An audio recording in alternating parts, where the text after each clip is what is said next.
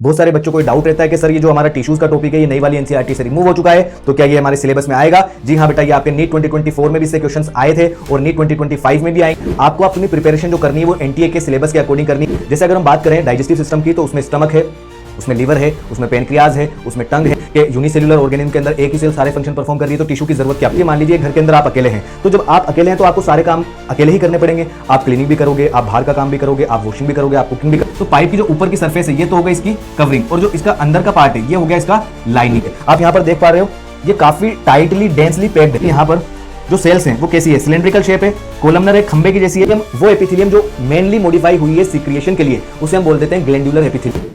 सो hello everyone, कैसे हैं आप सभी लोग? I hope you are doing well. So welcome to all of you in this wonderful session of Unacademy NEET Marvels. आज की इस क्लास में हम लोग डिस्कस करेंगे टिश्यूज के बारे में, जो बायोलॉजी का एक काफी ज्यादा इंपॉर्टेंट टॉपिक है, स्ट्रक्चरल ऑर्गेनाइजेशन इन एनिमल्स का पार्ट है। बहुत सारे बच्चों को डाउट रहता है कि सर ये जो हमारा टिश्यूज का टॉपिक है ये नई वाली एनसीईआरटी से रिमूव हो चुका है, तो क्या ये हमारे सिलेबस में आएगा? जी हाँ बेटा, ये आपके नीट 2024 में भी इससे क्वेश्चंस आए थे और नीट 2025 में भी आएंगे, क्योंकि ये एनटीए के द्वारा दिए गए सिलेबस के अंदर है। तो आपको यहां पर न्यू और ओल्ड एनसीईआरटी के अंदर कंफ्यूज नहीं होना है। आपको अपनी प्रिपरेशन जो करनी है वो एनटीए के सिलेबस के अकॉर्डिंग करनी है। जो भी टॉपिक आपके सिलेबस के अंदर है वो टॉपिक्स आपको यहां पर कवर करने पड़ेंगे। ओके, तो स्टार्ट करते हैं आज के हमारे सेशन को। Please be attentive during the class, क्योंकि काफी ज्यादा इंपॉर्टेंट है। ये कुछ मेरे बारे में डिटेल्स है, कुछ क्वालिफिकेशन है, कुछ एक्सपीरियंस है जो आप लोग यहां पर देख सकते हैं।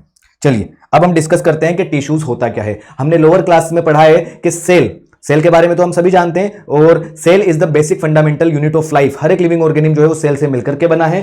अब यहां पर सेल के नंबर के बेसिस पे दो तरीके के ऑर्गेनिज्म हमने पढ़े हैं। एक होता है यूनिसेल्युलर ऑर्गेनिज्म, जिसके अंदर ओनली सिंगल सेल होती है। For example amoeba and paramecium, ये सिर्फ एक सिंगल सेल के बने होते हैं, तो इनकी बॉडी के अंदर जो सेल है सारे के सारे काम उसे ही करने पड़ते हैं। वो चाहे डाइजेशन हो, एक्सक्रीशन हो और सेल डिवीजन हो, है ना, हर एक काम उसको एक सेल को करना पड़ता है। जबकि मल्टी सेल्युलर ऑर्गेनिज्म के केस में क्या होता है? मल्टीपल सेल्स होती है, even million billions of cells होती है। जैसे अगर ह्यूमन बींग्स की बात करें, we have trillions of cells, तो यहां पर सारे काम एक सेल नहीं कर सकती है, तो यहां पर डिवीजन ऑफ लेबर देखने को मिलता है। मतलब सेल के अलग अलग ग्रुप्स होते हैं जो अलग अलग फंक्शन परफॉर्म करते हैं। उसके क्या क्या फायदे हैं, क्या क्या इंपॉर्टेंस है, वो आगे हम लोग डिस्कस करेंगे। ओके, सबसे पहले हम लोग बात करते हैं, यहां पर देखिए जो सेल है, बहुत सारी सेल मिलकर के एक ग्रुप बनाती है और वो पूरा ग्रुप एक पर्टिकुलर फंक्शन को परफॉर्म करता है, जिसको हम बोलते हैं टिश्यूज। टिश्यूज के टाइप कौन कौन से होते हैं वो आगे हम डिस्कस करेंगे। बहुत सारे टिश्यूज मिलकर के एक ग्रुप बनाता है और उस ग्रुप को हम बोलते हैं organ. For example tongue is an organ, stomach is an organ, right, liver is an organ.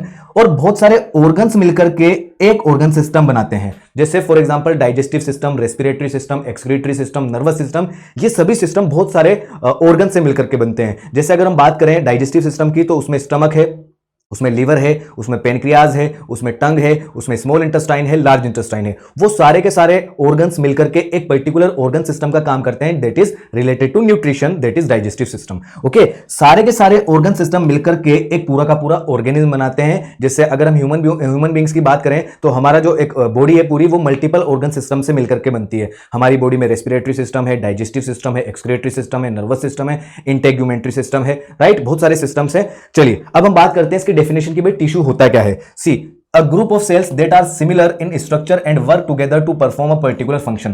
Tissue जो है सेल का वो एक ऐसा ग्रुप है जिसमें सभी सेल्स सिमिलर होती है स्ट्रक्चर में और सभी सेल्स मिलकर के एक पर्टिकुलर फंक्शन परफॉर्म करती है। इसके अलावा एनसीईआरटी की जो डेफिनेशन है वो यह है, a group of similar sales along with intercellular substance perform a specific function. तो एनसीईआरटी के अकॉर्डिंग क्या डेफिनेशन है? टिश्यू जो है वो सिमिलर सेल का एक ऐसा ग्रुप होता है जिसके अंदर सेल्स के साथ साथ में इंटरसेल्युलर सब्सटेंस भी होते हैं। इंटरसेल्युलर सब्सटेंस कौन से होते हैं? जो सेल के बीच में सब्सटेंस होते हैं, दो सेल के बीच में जो सब्सटेंस है that is intercellular substance. Okay, इस तरीके के ऑर्गेनाइजेशन या इस तरीके के ग्रुप को कहा जाता है टिश्यू, और टिश्यू की स्टडी को कहा जाता है हिस्टोलॉजी। और जो टिश्यू टर्म दिया था सबसे पहले वो बाइकेट नाम के साइंटिस्ट ने दिया था। मैं यहां पर लिख देता हूं क्योंकि यह क्वेश्चन भी आपका पूछा जा सकता है, इंपॉर्टेंट है।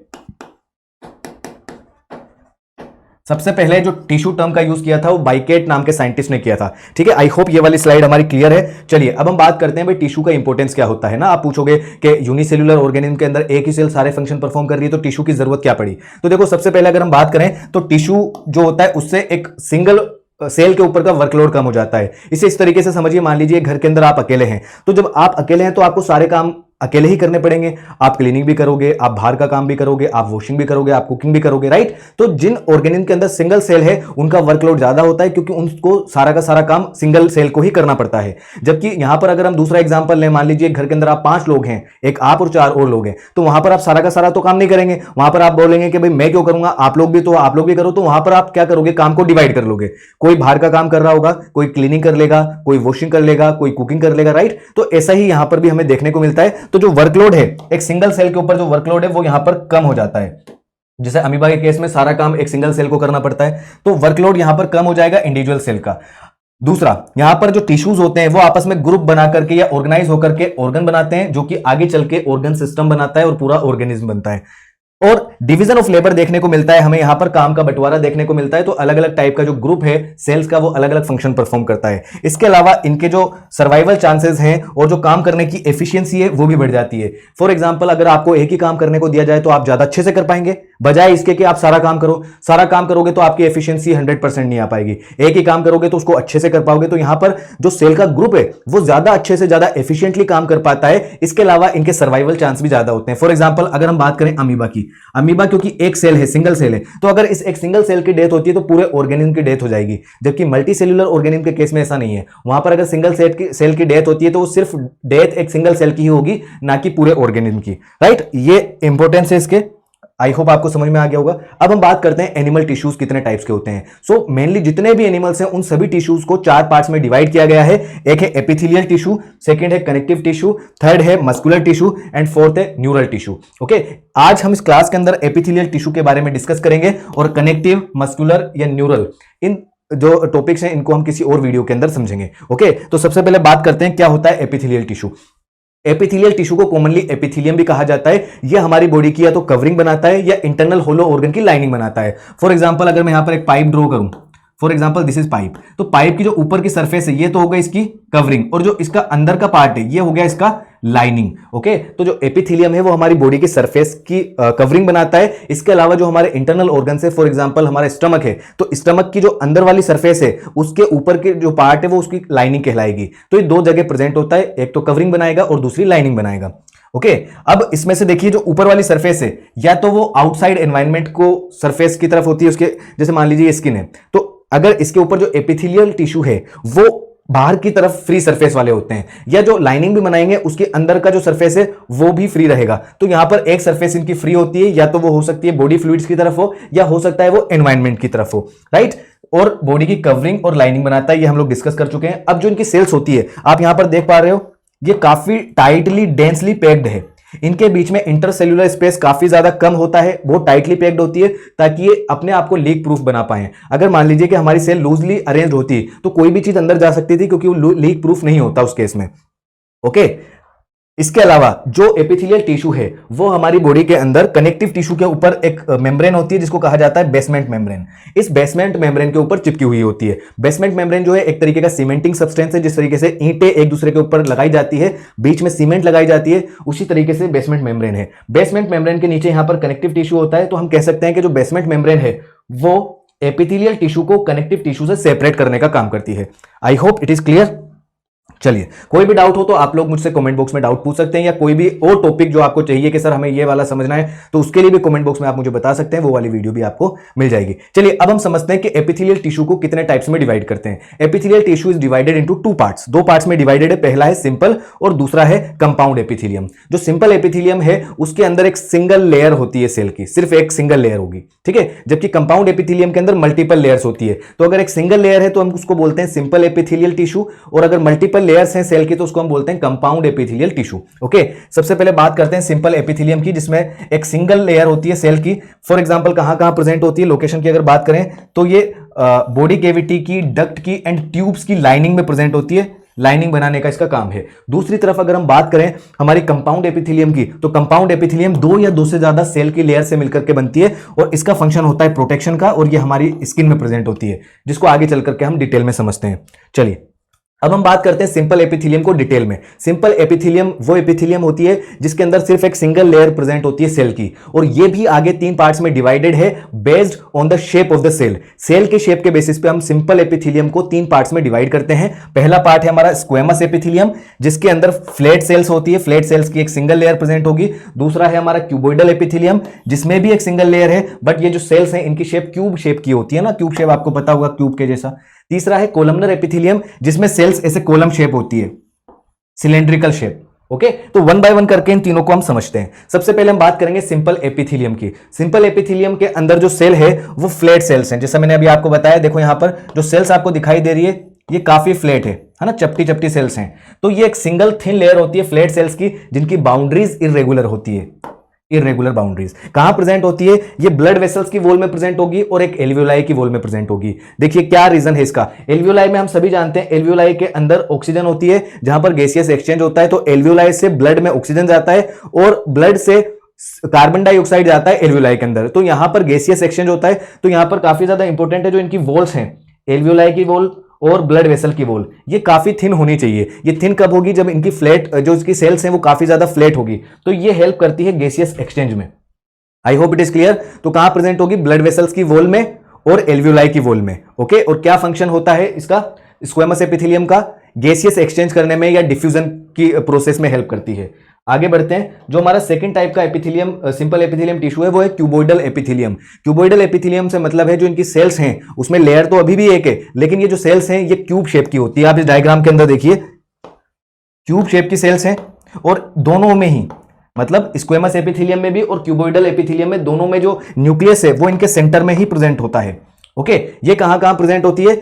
ग्लैंड्स की डक्ट में, मतलब डक्ट्स ऑफ ग्लैंड में। इसके अलावा नेफ्रॉन का जो ट्यूबुलर पार्ट है लाइक पीसीटी, पीसीटी के अंदर भी ये प्रेजेंट होती है। तो पीसीटी के अंदर इन सेल्स के ऊपर माइक्रोविलाई प्रेजेंट होते हैं, और इन माइक्रोविलाई का फंक्शन होता है ये सरफेस एरिया को इंक्रीज करते हैं, जिसकी वजह से एब्जॉर्प्शन ज्यादा होती है। ओके, तो इनका फंक्शन है सिक्रिएशन एंड एब्जॉर्प्शन का।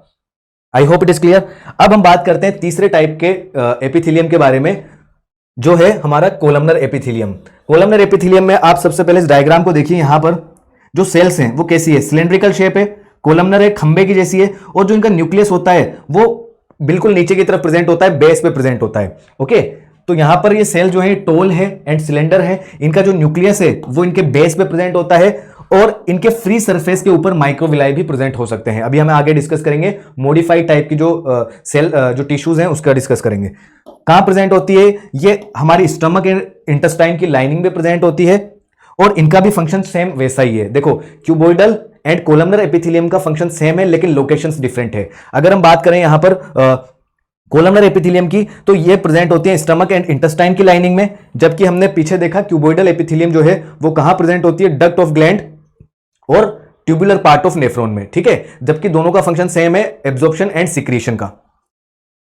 चलिए अब हम डिस्कस करते हैं मॉडिफिकेशंस ऑफ सिंपल एपिथेलियम। यहां पर सिंपल एपिथेलियम के अंदर कुछ मॉडिफिकेशंस हो जाते हैं, जिसमें सबसे पहला आता है हमारा सीलिएटेड एपिथेलियम। नाम से पता चल रहा है सीलिएटेड एपिथेलियम से मतलब है ऐसा एपिथेलियम जिनकी सरफेस के ऊपर सीलिया होती है। अब यहां पर ये जो मॉडिफिकेशन है ये क्यूबॉइडल एंड कोलमनर इन दोनों टाइप्स की जो एपिथेलियम है उनके अंदर हो सकता है, लेकिन स्क्वेमस एपिथेलियम में नहीं होता है। ठीक है, अब सीलिया का फंक्शन क्या होता है? सीलिया मूवमेंट करती है, तो किसी एक पर्टिकुलर सब्सटेंस को मूव कराने में हेल्प करती है। देखिए, इफ द कोलमनर और cuboidal cells bear cilia on their free surface, तो उनको क्या कहा जाएगा? Ciliated columnar. मैंने आपको बताया, फिर से बता रहा हूं, क्यूबॉइडल एंड कोलमनर के अंदर ही ये मॉडिफिकेशन होगा। उनकी फ्री सरफेस पे अगर सीलिया प्रेजेंट है तो उनको हम कहेंगे सीलिएटेड एपिथेलियम। राइट, लोकेशन की अगर बात करें तो ब्रोंकियोल्स एंड फैलोपियन ट्यूब्स के अंदर जो लाइनिंग होती है वो इस टाइप की सीलिएटेड एपिथेलियम की लाइनिंग होती है। इनका फंक्शन क्या होता है? ये म्यूकस या फिर किसी पर्टिकुलर सब्सटेंस को मूव कराने में हेल्प करते हैं। ये अपने मूवमेंट से कोई जो सब्सटेंस है या म्यूकस है उसको हेल्प करते हैं मूव करने के अंदर। फॉर एग्जांपल अगर हम बात करें फेलोपियन ट्यूब की, तो फेलोपियन ट्यूब के अंदर जो ओवम होता है वो ओवम हेल्प करता है मूवमेंट में इनकी हेल्प से। चलिए अब हम बात करते हैं सेकंड टाइप का modification, that is glandular epithelium. अब हमें नाम से पता चल रहा है ग्लैंडुलर एपिथेलियम का मतलब कहीं ना कहीं ग्लैंड से रिलेटेड है। तो एपिथेलियम वो एपिथेलियम जो मेनली मॉडिफाई हुई है सिक्रिएशन के लिए, उसे हम बोल देते हैं ग्लैंडुलर एपिथेलियम। और ये ग्लैंडुलर एपिथेलियम भी जो है ये कोलमनर या क्यूबॉइडल में होता है, स्क्वेमस में नहीं होता है। तो ये सिक्रीशन के लिए मॉडिफाइड होती है, एंड ये या तो कोलमनर हो सकती है या क्यूबोइडल हो सकती है।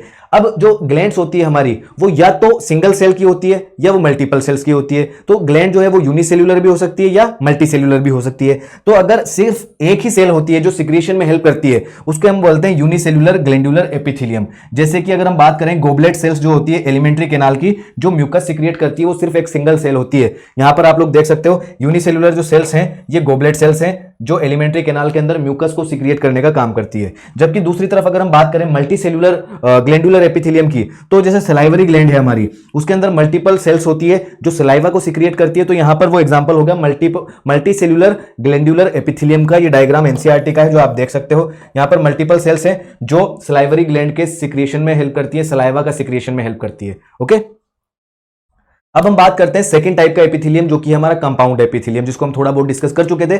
कंपाउंड एपिथेलियम वो एपिथेलियम होता है जिसके अंदर सेल की मल्टीपल लेयर्स होती है, राइट। तो देखो यहां पर it consist of more than one layer of cells. इसका मतलब हम बोल सकते हैं कि मल्टी लेयर्ड एपिथेलियम ये होता है। अब इसके अंदर जो सेल होती है उसकी जो डीपेस्ट लेयर होती है बेसमेंट मेम्ब्रेन की, देखो यहां पर मतलब बेसमेंट मेम्ब्रेन से डायरेक्ट टच में कौन है, जो इसकी डीपेस्ट लेयर होगी। क्योंकि यहां पे मल्टीपल लेयर्स है तो जो सबसे नीचे वाली है वही बेसमेंट मेम्ब्रेन के टच में होगी, बाकी सब उससे ऊपर है। ओके, इनका सिक्रीशन एंड एब्जॉर्प्शन में लिमिटेड रोल होता है, मतलब सिक्रीशन एंड एब्जॉर्प्शन ये नहीं करती है। लोकेशन की अगर हम की बात करें तो ये ड्राई सरफेस को कवर करने का काम करती है, फॉर एग्जांपल स्किन। इसके अलावा बकल कैविटी की जो हमारी जो मोइस्ट सरफेस होती है उसको कवर करती है। इसके अलावा हमारी pharynx, inner lining of duct of salivary gland and pancreatic gland, इन सब का भी क्या करती है, लाइनिंग बनाने का काम करती है। ओके, अगर अब बात करें इनके फंक्शंस की तो प्रोटेक्शन प्रोवाइड कराती है। किस किस चीज से प्रोवाइड कराएगी हमें ये प्रोटेक्शन? मैकेनिकल, केमिकल और ऑस्मोटिक स्ट्रेस से। मान लीजिए कि हमारी बॉडी के अंदर कोई केमिकल इंटर ना कर जाए, कोई मैकेनिकल प्रेशर जो है उसकी वजह से इंटरनल जो ऑर्गन्स हैं उनको कोई डैमेज ना हो पाए। तो मेनली जो स्किन है और जो बकल कैविटी है उनके अंदर ये क्या काम करती है, मैकेनिकल और केमिकल इन जो स्ट्रेस है इनसे हमारी बॉडी को प्रोटेक्ट करती है। ओके, आई होप ये वाली चीज आपको क्लियर समझ में आई होगी। तो इस वीडियो में इतना ही, बाकी का हम लोग डिस्कस करेंगे किसी नेक्स्ट वीडियो में। आप लोगों को जो भी डाउट है आप लोग मुझे कमेंट बॉक्स में नीचे पूछ सकते हैं, मैं आपको उन सभी डाउट्स को क्लियर करूंगा। इस वीडियो में इतना ही, मिलते हैं अगली वीडियो में, तब तक के लिए bye bye, take care, thank you, see you all, have a good day, let's crack it.